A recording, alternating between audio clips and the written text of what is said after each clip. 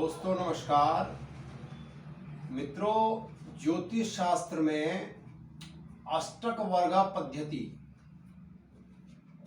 जो कि साउथ में बहुत ज़्यादा मानी जाती है, आज मैं आपको एक ऐसे गणित के विषय में अवगत कराने जा रहा हूं जो कि बहुत ही गूढ़ और डीपली गणित है।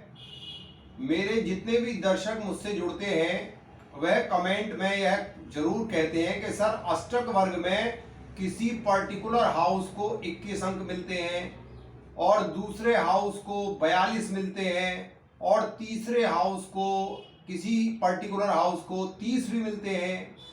लेकिन एक साधारण व्यक्ति जो ज्योतिष में एंटर कर रहे हैं या जिन्होंने कोई विशेष ज्योतिष का अनुभव नहीं किया है, उनके लिए यह वीडियो आज का बड़ा खास होने वाला है, क्योंकि बहुत सारे मेरे दर्शक कमेंट द्वारा मुझसे कहते हैं कि सर, इनका जो रहस्य है कि किसी को कम अंक मिल रहे हैं, किसी भाव को ज़्यादा अंक मिल रहे हैं, इनका जो मेन गूढ़ रहस्य है वह क्या है। तो इसके बारे में, इसके विषय में मैं आपको आज आप सामने स्क्रीन पर फ्लैश हुई कुंडली के द्वारा समझाने का प्रयास करूंगा। वीडियो बहुत ही शानदार बनेगा। पूरे वीडियो को आप देखें, वीडियो पर बने रहें और जब वीडियो पसंद आ रहा हो तो इसको लाइक और सब्सक्राइब और शेयर आदि इसको जरूर करें।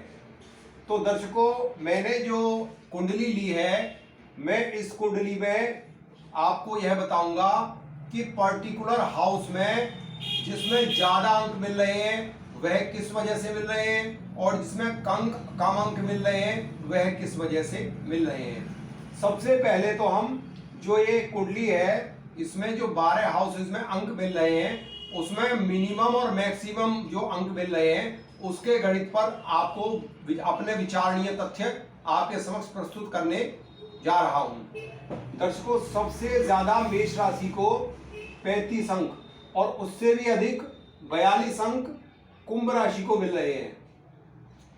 इसका जो कारण है, मेरे अपने व्यक्तिगत अनुभव के आधार पर, वह है कि मेष लगन को 35 अंक मिल रहे हैं। लगन से ही हम स्टार्ट करते हैं तो क्रमशः मेष राशि को 35, वृषभ को 28, मिथुन को 24, कर्क राशि को सर्वाष्टक वर्ग में 22, सिंह राशि को 24, कन्या को 28, तुला को 30, वृश्चिक को 25, धनु को 21, मकर को 33, कुंभ को 42 और मीन को क्रमशः 25 अंक सर्वाष्टक वर्ग में दिए गए हैं। अब सबसे ज्यादा जो अंक हैं वह एकादश स्थान को प्राप्त हैं। जो भी सर्वाष्टक वर्ग या भिन्नाष्टक वर्ग का फॉर्मूला है वह आप जानते हैं कि जिस भाव को 9 ग्रहों में से जितने ज्यादा ग्रह सपोर्ट करेंगे तो वह भाव उतना ही बली माना जाएगा। तो यदि हम यह देखें कि एकादश जो भाव है उससे सबसे ज्यादा अंक क्यों मिल रहे हैं, तो उसका मेन कारण क्या है कि एकादश भाव से तृतीय स्थान में स्वग्रही मंगल और गुरु बैठा हुआ है और चतुर्थ स्थान में केतु विराजमान है, पंचम में बुध शनि विराजमान है और षष्ठ में सूर्य जैसा पापी ग्रह विद्यमान है और फिर सप्तम में शुक्र विद्यमान है। यानी कि जितने भी कारक तत्व हैं वो ज्यादातर अपने घरों में विराजमान हैं। जैसे कि उदाहरण के लिए तृतीय भाव में मंगल कारक होता है तो यह यहाँ पर विराजित है। चतुर्थ भाव में केंद्र में केतु विराजमान है, केतु चतुर्थ भाव में विराजमान है और वह शुभ ग्रह शुक्र की राशि में विराजमान है और शुक्र चौथे भाव में दिग्बली हो जाता है। पंचम भाव जो कि त्रिकोण स्थान है उसमें स्वग्रही बुध विराजित है और साथ में शनि के साथ बैठा है। पंचम भाव में यानी लग्नेश और पंचमेश का संयोग है।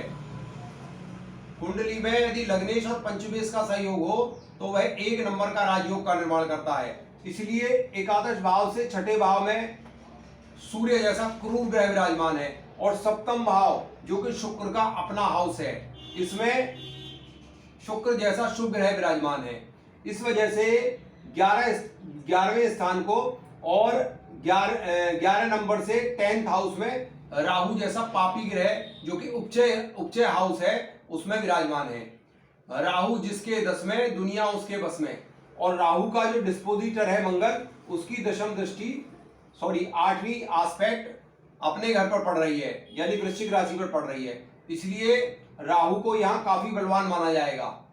और एकादश स्थान में चंद्रमा जैसा शुभ ग्रह विराजमान है, जिस पर शनि और बुध जैसे ग्रहों की दृष्टि है। तो ओवरऑल 11वें भाव को इस वजह से सबसे ज्यादा 42 अंक प्राप्त हुए हैं। दूसरी बात, 11वें स्थान पर कोई भी पापी ग्रह दृष्टि नहीं दे रहा है, केवल शुक्र की दृष्टि 11वें भाव पर जा रही है। और जैसा कि आप जानते हैं कि गुरु और शुक्र यह दोनों नैसर्गिक रूप से शुभ ग्रह हैं।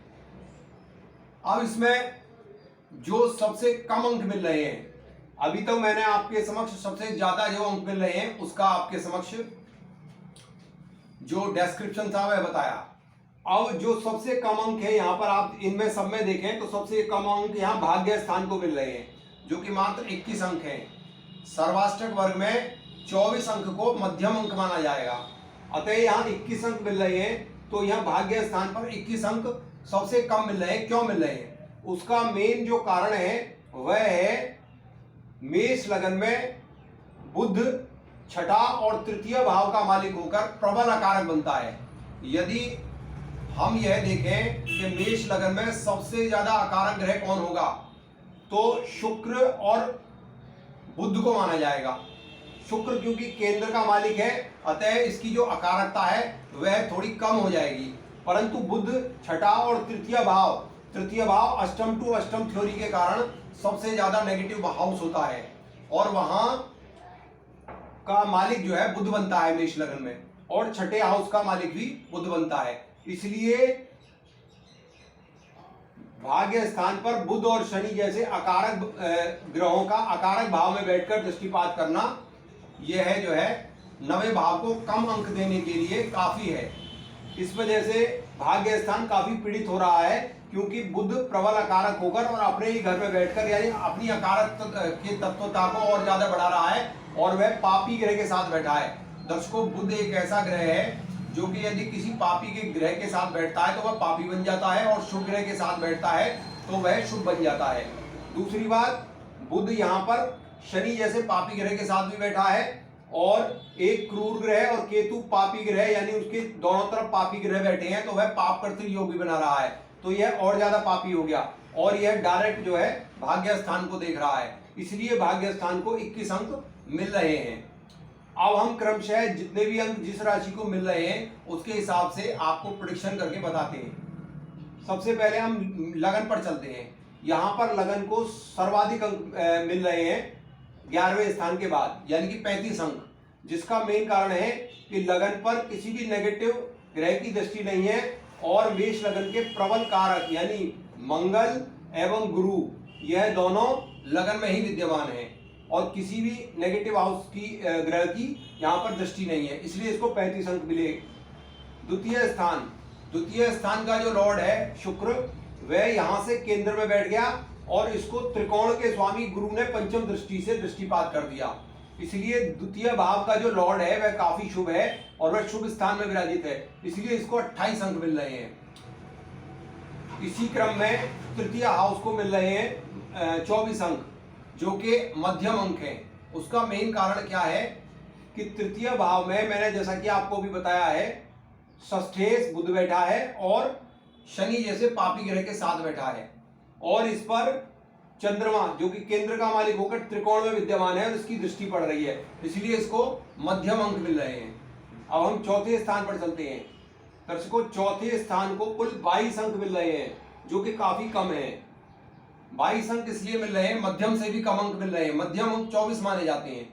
उसका कारण क्या है दर्शकों, कि यहाँ पर क्रूर ग्रह सूर्य बैठा हुआ है, राहु नवम दृष्टि से इसको देख रहे हैं, और मंगल की नीच दृष्टि इस पर पड़ रही है, यानी कि 3 पापी राहु सूर्य और मंगल से यह ग्रह अफ्लेक्टेड है, यानी कि प्रभावित है, इसलिए इसको 22 अंक मिल रहे हैं।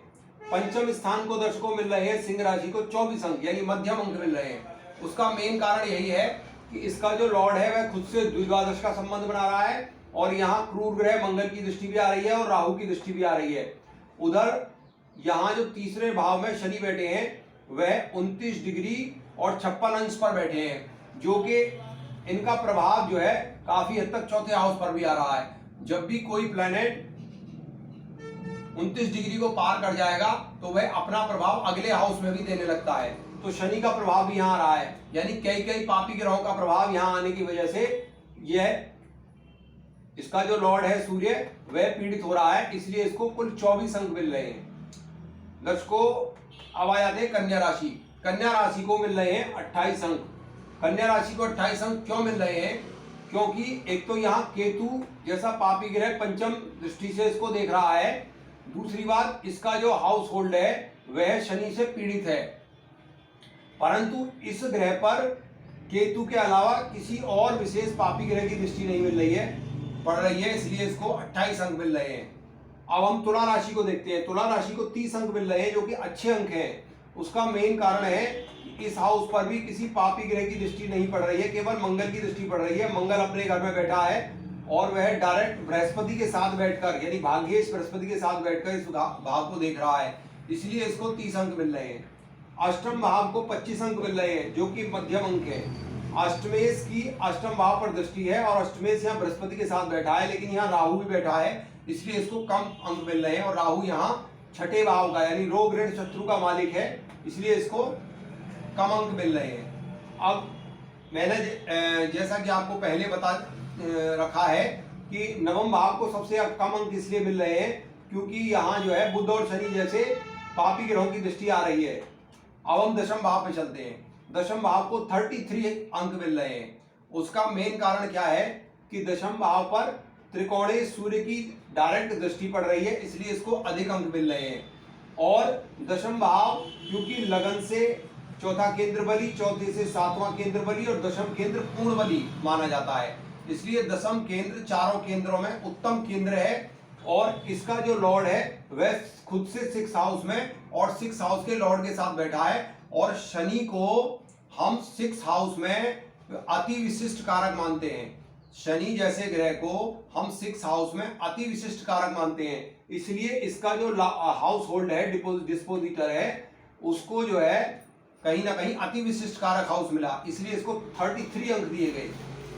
अब हम एकादश भाव पे चलते हैं। एकादश भाव को जैसा कि मैंने आपको पहले भी वर्णन कर रखा है कि इसको 42 अंक मिल रहे हैं, क्योंकि उसका कारण क्या है कि यह जो ग्रह भाव है यह एक तो शुक्र से डायरेक्ट दृष्ट है और शुक्र इस कुंडली में दर्शकों 14 डिग्री का है, डिग्रियों में भी बलवान है, अपने नक्षत्र में भी बैठा है और यह नैसर्गिक रूप से शुभ ग्रह है। और बृहस्पति जो है इसको पंचम एस्पेक्ट से देख भी रहा है, तो यह काफी शुभ होकर एकादश भाव को कहीं ना कहीं बहुत ही शुभता से दृष्टिपात कर रहा है, तो इसलिए इस भाव को 42 अंक मिल रहे हैं। अब 12वें भाव पर चलते हैं। 12वें भाव को एक बार फिर कुल 25 अंक मिल रहे हैं, जिसका मेन कारण क्या है कि 12वें भाव का जो डिस्पोजिटर है वह तो लग्न में काफी अच्छी पोजीशन में बैठा हुआ है और 12वें भाव का जो डिस्पोजिटर है वह भाग्येश भी है, परंतु 12वें भाव पर पंचम दृष्टि से राहु दृष्टिपात कर रहे हैं और दशम दृष्टि से शनि भी देख रहे हैं, यानी 12वें भाव पर शनि और राहु दोनों पापी ग्रहों की दृष्टि जा रही है। तो दर्शकों यह कारण जो है, इस कारण से मीन राशि को कुल 25 अंक मिल रहे हैं। तो आप भी इसी तरीके से अपनी जन्म पत्रिका में यह देख सकते हैं कि किस भाव को कितने अंक मिल रहे हैं। तो आज का एपिसोड में जो है यहीं समाप्त करने की आज्ञा चाहूंगा। आगे भी मैं ऐसे रोचक विषयों पर आपको जो है वीडियो प्रस्तुत करता रहूंगा। अगर मेरा यह विश्लेषण आपको पसंद आया हो तो कमेंट बॉक्स में मुझे जरूर बताइएगा। आज के लिए इतना ही। सभी दर्शकों को सादर प्रणाम।